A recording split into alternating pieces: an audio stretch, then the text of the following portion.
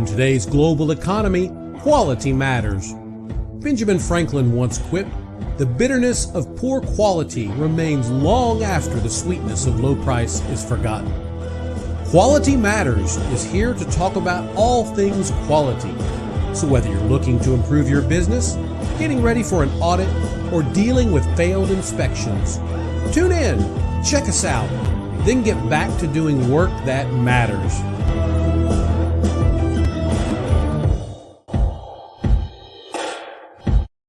Hey, welcome back to another episode of Quality Matters, brought to you by Texas Quality Assurance, where quality management gets simplified. Kyle Chambers, and today I'm kind of flipping the tables a little bit. So years back when we were first getting our podcast started, we were blessed to be on a podcast with Justin back when he was with OGGN. And so we're kind of turning the tables a little bit and bringing him back in here today.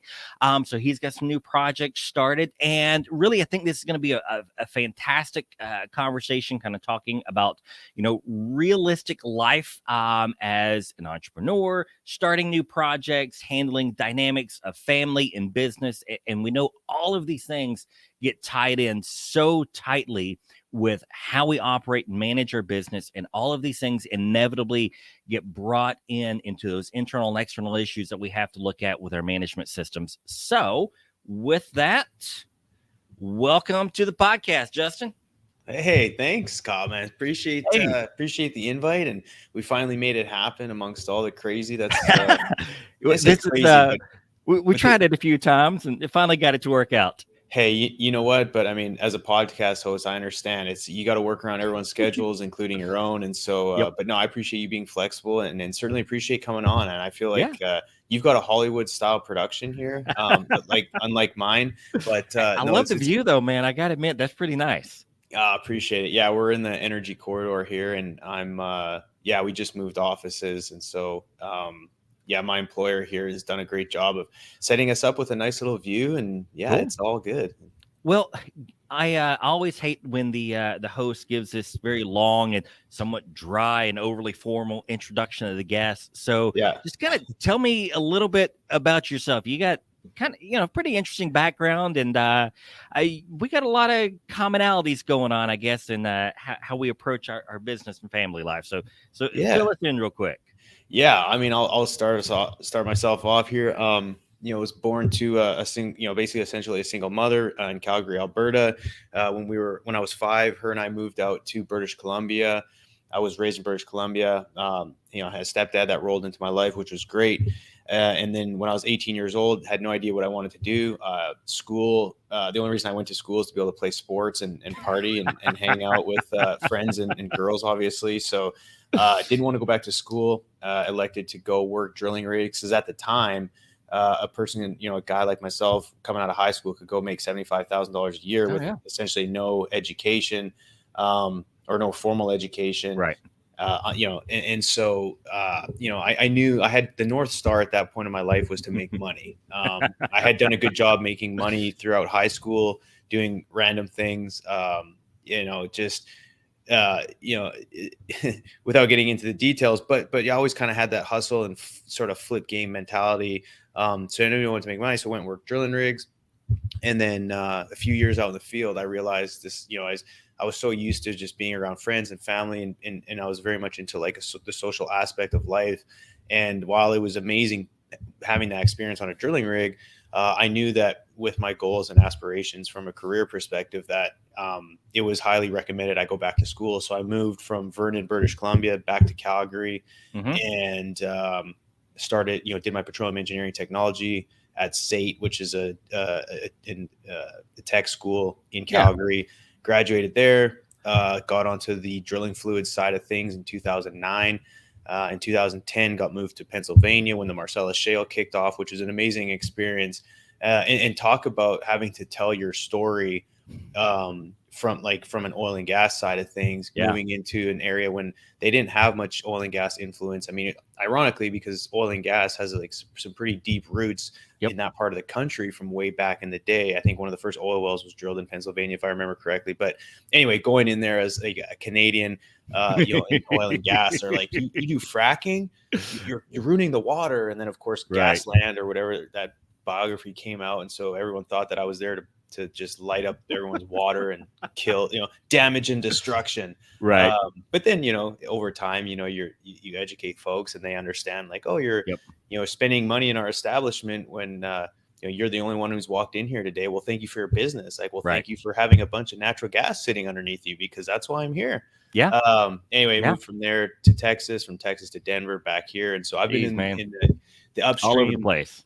Yeah, bounced around a little bit. But that's one of the benefits of oil and gas is it gives you opportunities to travel and work with, in amazing places, with amazing people. And so, so I've been in, essentially in oil and gas since 2004.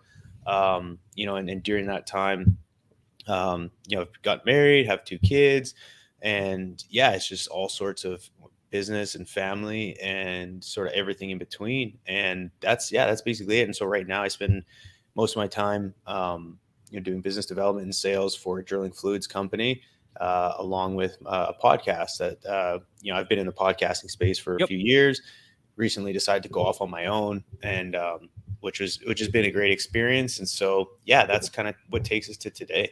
Well, so go ahead and tell us a little bit about the new podcast you got. Hopefully we can send a few folks over there to check it out.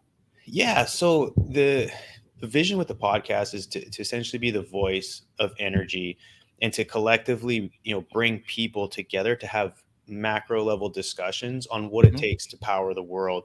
Yeah. And I'm so sick and tired of this us against them mentality. And by us, I mean oil and gas versus them. And while I deeply understand the importance of like what it takes to build on humanity, and everything is built on the backbone of oil and gas. However, there's opportunity for all of it to play a part in the energy mix. And so what I wanted to do is to kind of shift the focus from talking about strictly oil and gas to talking about energy on a macro level, and bring energy thought leaders to come in, give their perspective, from people who are in the industry, who understand what it takes to not only provide, affordable, reliable, and abundant energy to the US, but like, what does it truly take to bring energy to places like Africa, bring to emerging economies. And I haven't had people specifically talk about that, like getting granular, but the conversations have been mostly like, hey,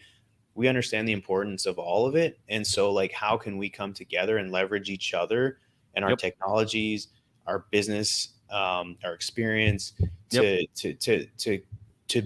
accomplish the goal of the North Star being getting everyone in the entire planet out of energy poverty. Because right now there's like 800 million people on this planet that don't have access to clean water. I know. There's people in places like Africa who don't even have cement in their houses and hospitals to be able to like properly, deliver babies, to nourish their families, to educate their people, because they only have sunlight to deal with. And then once it's dark, they don't have enough light to maybe do homework. Like shit like that is like, if you think about humanity and like that kind of this in that kind of context, it's like they're not worried necessarily about like climate. They're trying to essentially create an environment that is safe and that's clean to be able to raise their families. Like that to me is like, how do we give those people access to energy? And it should be by any means necessary. You know what I mean? And so those are the conversations that I'm really trying to have, and not play this tug of war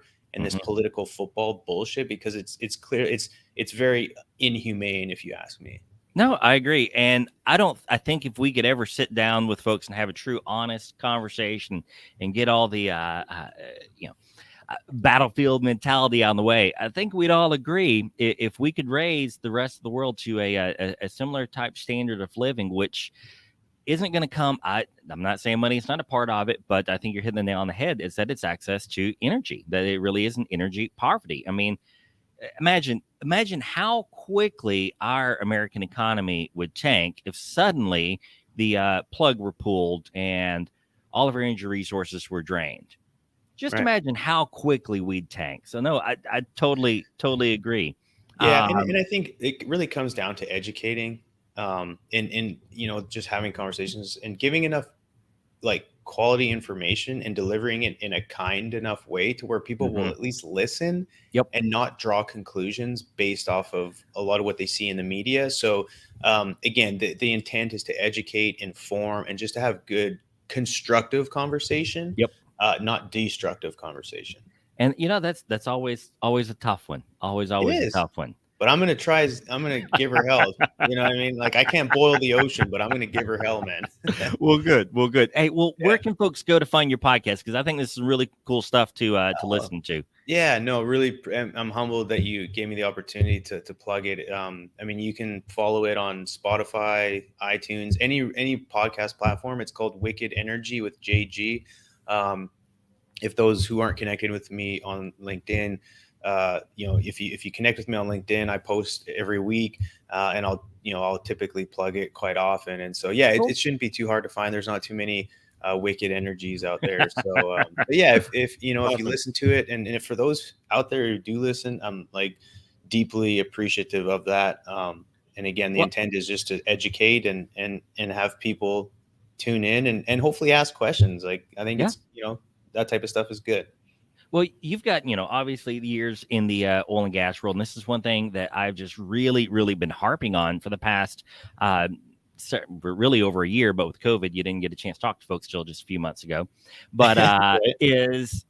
I don't think folks realize how much of the oil and gas and energy world is dominated by small business. We always think about the majors and super majors, and we think about the big engineering firms. You got, Baker Hughes and all these others in here, right? And I'm not saying they don't play a part, but the manpower is so often our small business. And the Yeah. majority of Americans, and really worldwide, majority of folks work for small business. And so this is one of the reasons why I love the oil and gas industry so much, because it really is, from a manpower status, is dominated by our neighbors down the street. Yeah. It's the guy your kids are going to school with. That's who this is. So I think it's really cool. But so let me kind of change gears here a little bit. So obviously I worked with my wife for a while. So she ran a quilting business from home for years, which she's actually getting started back up next month, actually right across the hall from where I'm at. But Well, then she big came in. congrats. Thank Yeah. you. No, I love it. That's great. And what I'm going to say is I hope that she values the platforms like LinkedIn, TikTok, Instagram, because for her doing that, Oh, she yeah. needs to capture underpriced attention. So I push her to take pictures, videos, Oh, yeah. document it. Man, that's just, that part of it is so important, and people don't Yeah. leverage social media enough. And for her as Yeah. a small business getting started, Yeah. document every second of it and put that stuff on social media, man. I promise you, it'll pay off. I've been trying to tell her. She gets real nervous about being on the camera, but I think I got her over that a little bit when she was on the podcast for a while. Yeah. So Tell her to lean into the fear. It's the only way. We've been gently trying to give her the boot for a while, and so she's finally mostly separated from the business. But Cool. it's good. She's getting something started. But you've got kind of a somewhat similar type situation. So I think this is interesting dynamic that a lot of people don't really think about is when you're off doing an entrepreneurial thing. We always think about the entrepreneur as the guy out there doing the work, but you've had a lot of support from your family and you're supporting your wife and a lot of her ventures right now. So just kind of like say flipping the tables on the podcast a little bit, maybe getting a little more personal about things. So tell me what it's like from your experience working with managing a family, managing a business, managing career, and everything in between. Yeah, and I want to definitely preface by saying I'm not like an entrepreneur in the traditional sense. Like I didn't like remortgage my house and put everything I have into a company that I'm starting off. Like I am a W-2 employee. I have a little side business with the podcast, but I, you know what I mean? Because sometimes when you hear entrepreneur, you think of those guys, sleeping in a one bedroom apartment, 6 guys starting a tech business, right? Like that is not me. By entrepreneur, it means like I'm part owner in a small gym. Yep. I've got the podcast, so I don't want people like, well, this guy's talking about, working for a company and he's not an entrepreneur. So, because I know how that's the kind of why I internet want to gets. bring it up, is because that is a misconception that so many folks have. Is Right. that it is, you watch these movies about like Steve Jobs and like, okay, yeah, that stuff happens, but not always. Right.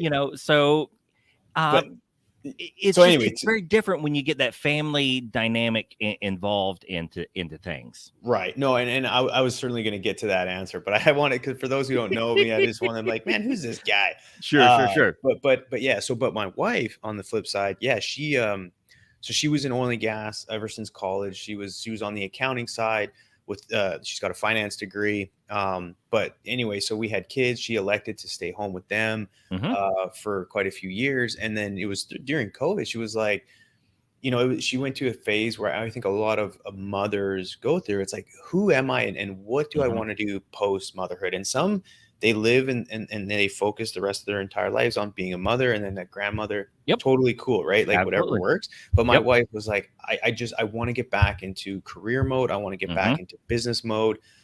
She wanted to contribute to the family in an additional way, aside from just being a mother. And being a mama, is the toughest job on the face of the earth. And so by no means am I taking anything away from those who stay at home and focus on being a mother, because that to me is just, that is, doing God's work. Right. So, but she was like, I just want to get back into it. And so she was going to go actually into the medical field. She applied at a few med schools.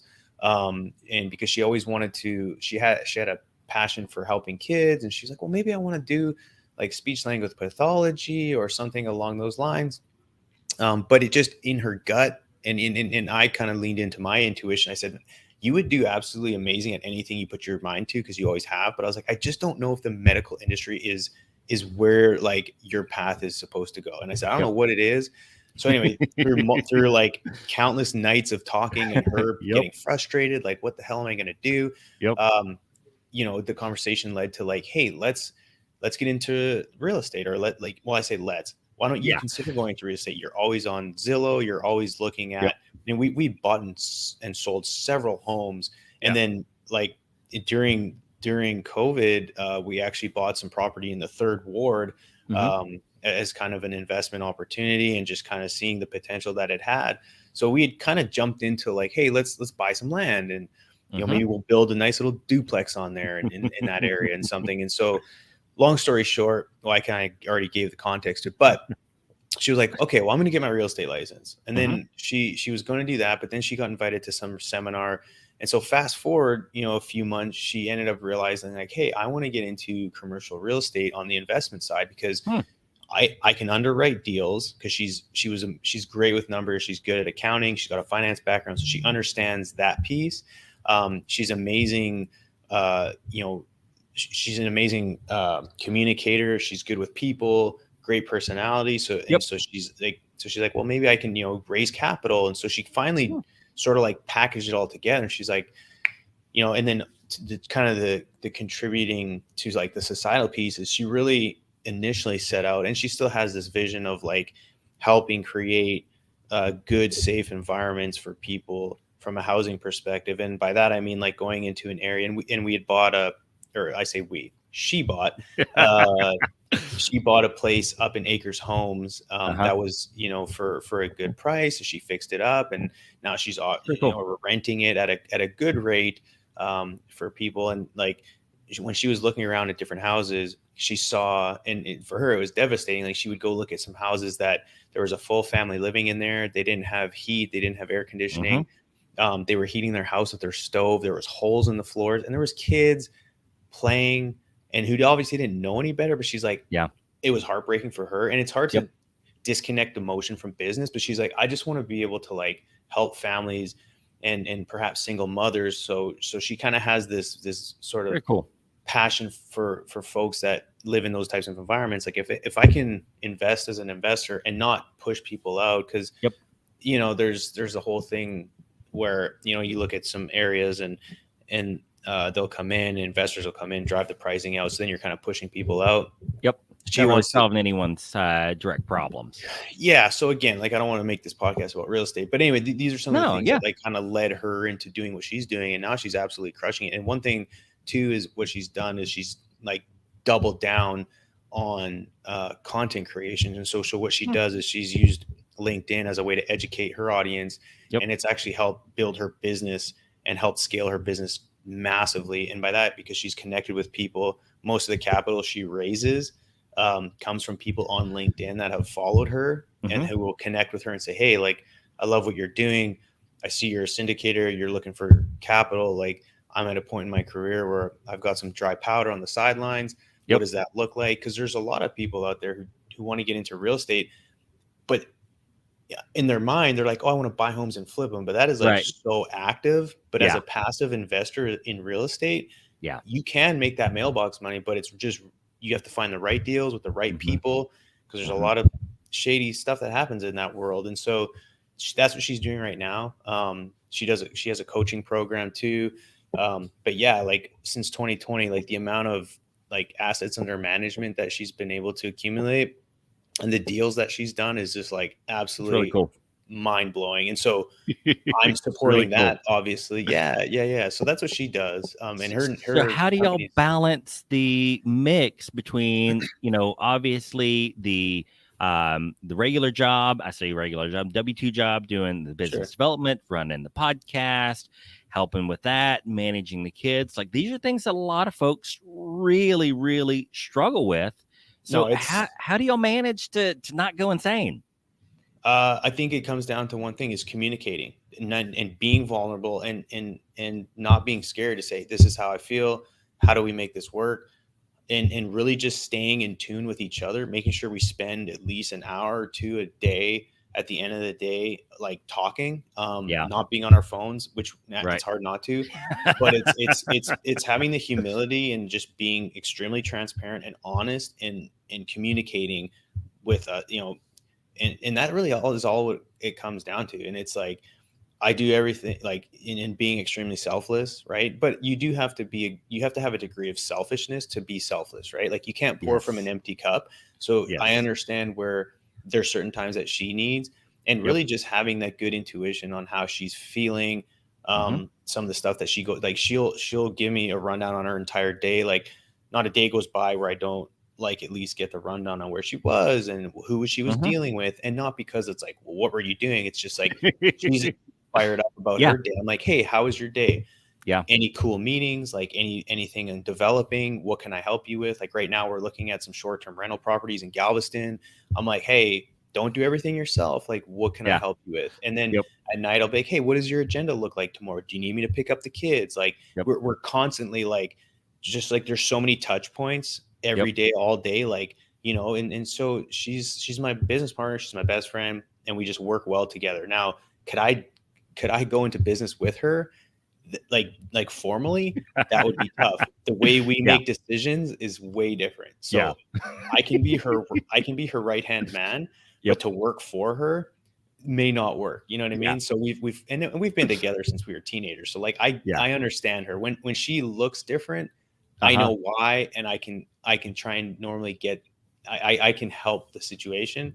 But it's just knowing your spouse and what they're going through and making sure that they're comfortable with like sharing their emotions. And same thing with me, like, you know what I mean? And so it's ultimately comes down to communication. No, I totally agree. And like I say, this is kind of one big part of one I want to have you on the podcast here, because I know that you've got that very much family centered type mind, very, very mission focused type person. We struggle sometimes with my business, Texas Quality Assurance, because we love working with the small guys, right? We love working with the small businesses. You give me a machine shop with a single owner and 5 employees, and man, I'm having a field day working with them. Yeah. But the difficulty we run into, and we have to have this conversation because we're all very, very well-intended, faithful type folks. And so when we're looking at them, like, guys, it's hard sometimes to, I don't know the right way to word this, flirt with the line between running a business or doing a charity. And it's like, no, this is my this is the mission to do this, to help these small business owners, to help folks out, which is why I'm loving talking to you here, because I think probably 3/4 of my customers have the same type dilemmas and issues they deal with on a regular basis. And it's like, so how do you run the mission that you're going after, but at the same time still run a profitable, effective business? And it's just something that you have to battle with. And I think that's one of the reasons that me as well, I'm so grateful that I've got my wife on the sidelines to talk to, because my head will start going off this one way or I'll start going that way, and it's just kind of good to have a way to recenter yourself back. Yeah. No, I think a lot of it too, Kyle, and I think it's not being so hard on yourself, like in the macro, understanding where you want to be, but in the micro, understand that there's no balance in the micro, right? And so and so being patient and patience isn't necessarily being lazy, but it's understanding that like castles and nowadays it's like people want to build a business, they want to evaluate it and they want to flip it. Well, that's we're in this like weird phase of life and entrepreneurship where that's what it is. But businesses take decades to build to a point where like now it's at where I was envisioning it. And that's like my wife. My wife's worked for almost 3 years and hasn't drawn a paycheck. But like we understand that like you have to be patient and let things play out. And then B is not being so damn hard on yourself, because everyone else is gonna call you out and judge you. You don't have to judge yourself. So like there's days where I feel like holy shit, like I haven't been like connecting with my and then granted, like when I was talking earlier, like this is not like a 7 days a week, 7 days a week, 365 days a year. Like I'm looking at things in the macro, like over the last 6 months, have we been able to do this? And when you kind of like expand those time horizons, it gives you a better perspective, because it's like so many people are so hard on themselves. And I talk about with this with people within my company, is it's like when you're in sales, it's like you want to do everything you can for the customer. Oh, there's an event I got to go to. Oh, there's a networking event I got to go to. Oh, there's a golf tournament I have to go there. Customers want to do dinner, and the next thing you know, it's like, holy shit, like I haven't been home with my wife and this, that, and the other. And so, like there's going to be times where you're going to be way lean balance one way, way lean balance the other. But like over the course of like a year, like what does that look like? And don't be so damn hard on yourself. And as long as the intent is there, and you understand like where you're really trying to get to, and there's the, if the goals and the visions align amongst you and your wife, like ultimately the decisions and things that are being implemented to get there, it's all going to slowly start getting to that point. But it's if she wants this and you want that, and it's like, well, why are you making those decisions? Like, aren't we supposed to be going over here, and vice versa? And so, I mean, my wife and I, we talk about goals and where we want to be in 5 years, 10 years, what retirement looks like, what we want to do with our grandkids. But ultimately that helps keep us on the same path, even though I'm zigzagging over here, she's zigzagging over there. But at night when we come together, did we work towards our goals today? Yeah. Okay. Right on. Then we're on the right path. Nope. Amen. So how long did it take to kind of find that rhythm? Because working in the oil industry, especially if you're out in the oil fields, that's not a very family centered type environment. And I know sales definitely isn't. Sales can drive you absolutely nutty. I have had to learn this firsthand over the last year, because I swore when I started in the business, I would never be the sales guy. Well, God's got a funny sense of humor. Right. No, it does. Right. Like, you've got a plan until you get punched in the mouth with it. So I guess there's a couple of pieces there. My wife and I, we got together when we were teenagers, but never really lived under the same roof until we moved down into Texas. So we basically like had a long distance relationship for like over a decade. So what that did is it helped build trust, and then B, it helped make sure that we understand how to communicate with each other. Whether that be text message, whether that be phone calls, whatever, right? Like as long as we're communicating, that's the most important thing. And so for us to ask like how long did it take for you to get into the rhythm? Well, the rhythm was always changing, right? Like we're at a point now where we weren't 5 years ago. 5 years ago, it was completely different. but it's something that we constantly work on. And by no means is it perfect, right? Like I'm not sitting here like in Canada we say fluffing your tube. Like I'm not trying to sit here and fluff my own tube, but right. I can say this because we're still married, we have a great relationship, and all the rest of that comes with it, right? So what we're doing, I feel like somewhat works for us. Yep. But it took us. I mean, it's taken us years. I've traveled. This week was the sixth week in a row I've traveled. And so like I'm still, I'm still away. Like, I missed my son's soccer practice one night, and it killed me. But I understand that I've been at 3 out of the 4, so it's like, okay, well, it's not that bad, right? Like if I had 75%, like I'm fucking doing okay. Yeah. So, but to say like how long it got into the rhythm, that's tough to describe, just because we've always been slowly working on it. Yep. But like as things adapt, or as things kind of evolve or change, it's like we adapt, and I guess the way that we adapt to certain situations is, again, we communicate. It's like, okay, here's what's coming up. How can we make this work? And then at the end of the day too is just sacrifices, right? Like, like it's not, it's what you do when you're awake that counts, right? And so like we spend every minute of our day is active with intent, right? It's like, all right, is everything we're doing, we're like working towards our goals? Like, does this impact our ability to move closer to the goal? No. Okay, then let's not do it. Of course we like to have fun and do things, because you need to be you need to be healthy, mind, body, spirit, and so you need to have fun. But it's just like, we don't sit down and binge watch Netflix. Like we don't, and not because we don't want to, but it doesn't support our goals at the time. When we're, retired and we can wake up and do what we want when we want, hopefully sooner than later, then we can do all that stuff. But it's not what we're driven to do right now. And so like, we really don't, I'd like to say we don't really waste time on doing things that don't support our goals and our missions, for that point in time. No, I mean, I like it. It's, something. When I jumped off the deep end, maybe not all at once, but it took about 3 years doing little side projects and whatnot. And then finally decided, you know what, I'm going to do it. Actually, I remember it very clearly. I was at work. I was walking between the shops, and I was just texting my wife about some problems I was having. And I said something to her about, I wish I could just go do the business like I've been talking about, and at least the problems would be my own problems, not someone else's. Of course, in hindsight, that wasn't all that accurate. But she was like, "Well, then do it." Like, what? Do it? Like, what? Yeah, you're really saying that? And so thought on it, prayed on it for a couple of months, but we set the date, and that was it. And it was jump off the deep end. I wouldn't advise that be the way most folks get a business started. It's more, it sounds much more fun than it is. Sure.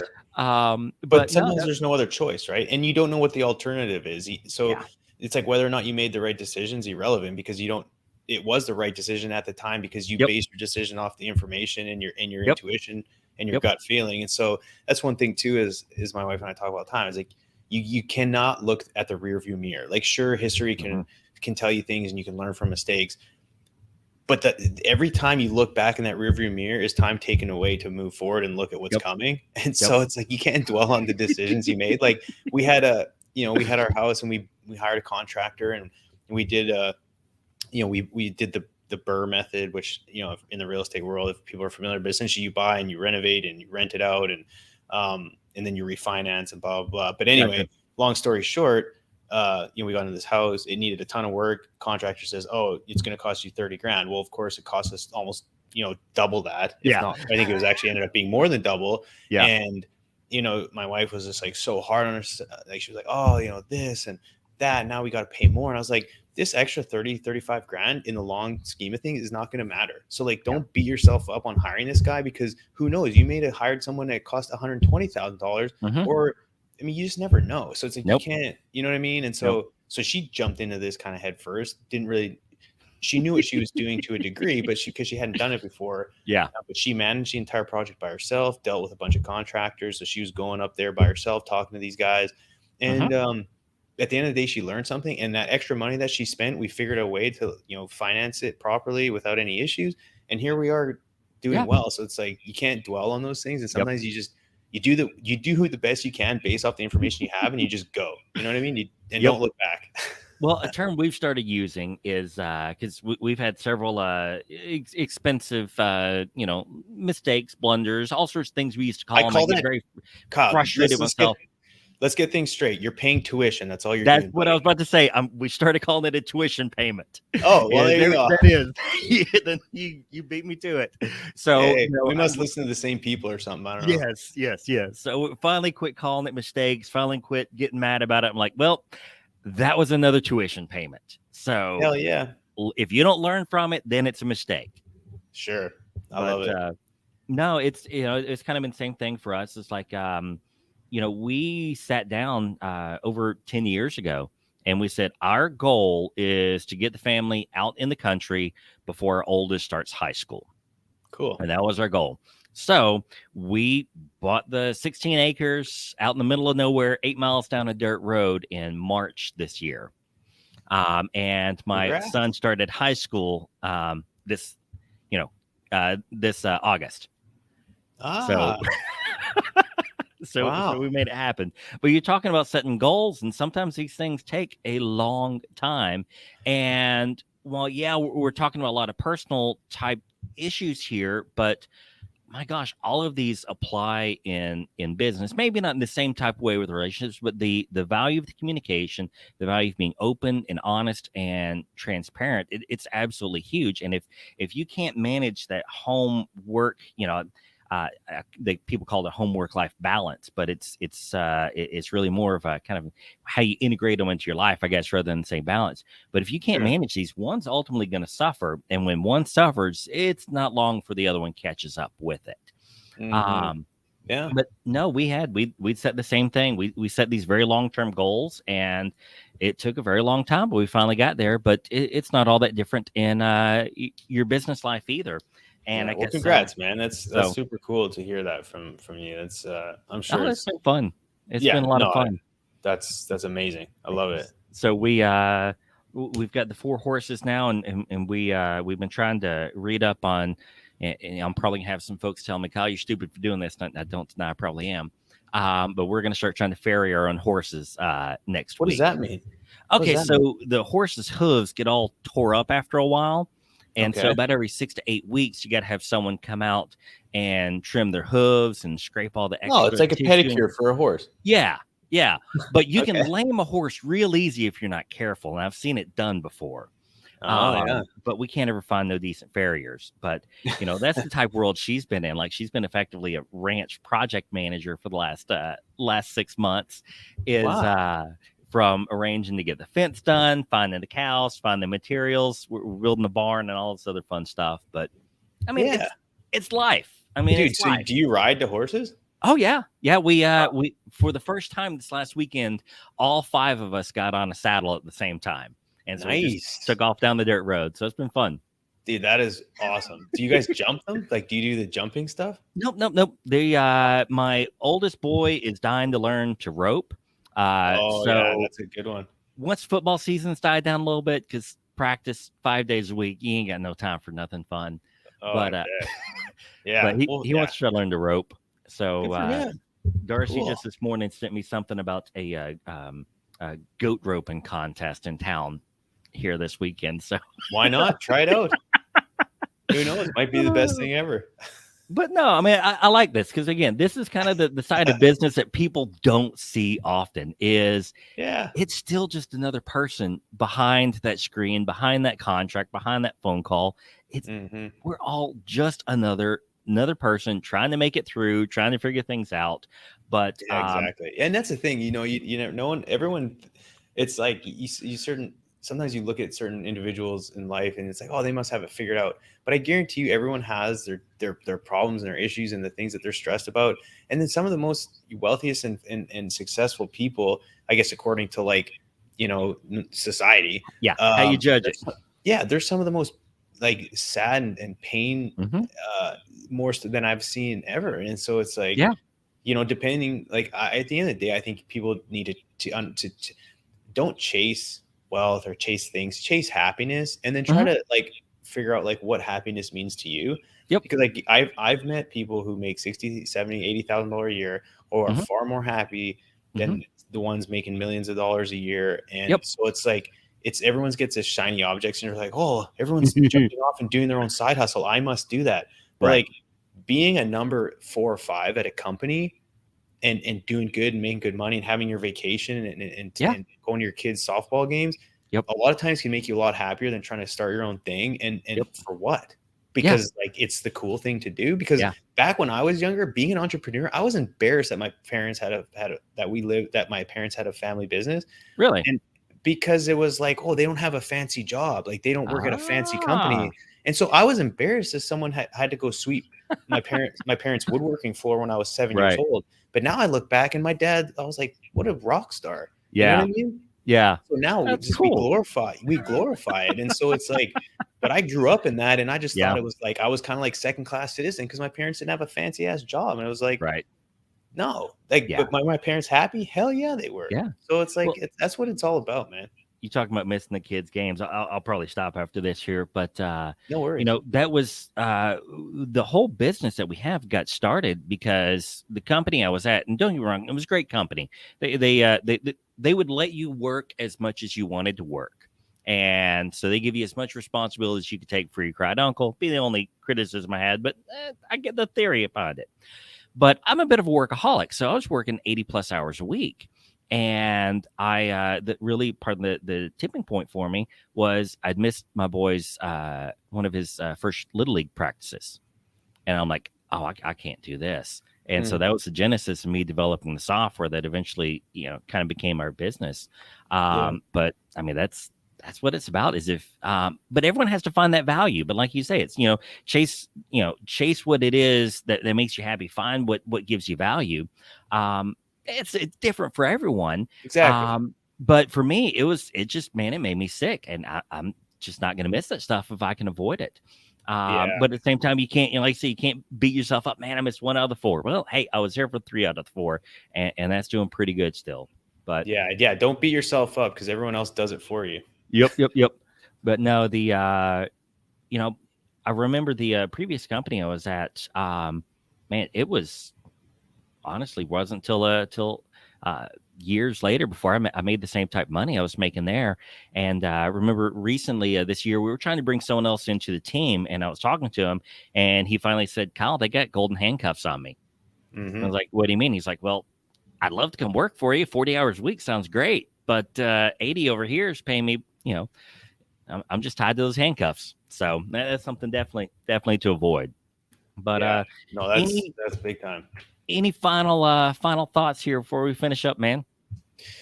No, Kyle's been absolutely amazing. And again, for everyone out there, I think and again, I don't know your audience, but if you're interested in sort of energy, thought leadership, certainly give it a listen. And if not, at the very least, connect with me on LinkedIn. Cool. And if you have any questions or thoughts or want to like chat about anything we talked about today, I'm open to do so. And again, chase happiness, not money, because happiness doesn't come from the purse. I can promise you. Nope. Amen, man. Hey, I appreciate it. Look forward to talking with you again soon, buddy. Awesome. Thanks, Kyle. Awesome. Thanks, everybody. Have a great day. Take care. Hey, thanks for staying with us on this episode today. I know it's a little bit different, but I want to try to take a little bit of dive into a more personal touch on things because,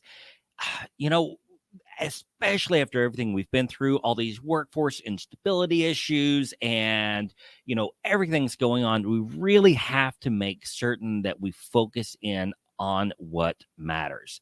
And that is what the Quality Matters podcast really at heart is about, is focus on what matters to you, save time and energy for what matters the most. And in order to do that, to provide that quality organization, to provide those products and services, to take care of those customers, like Justin said, is, you can't pour from an empty cup. So make sure that you're doing what it takes to stay filled, to stay energized, and to stay motivated to do what matters most. So guys, thanks for hanging with us, and I hope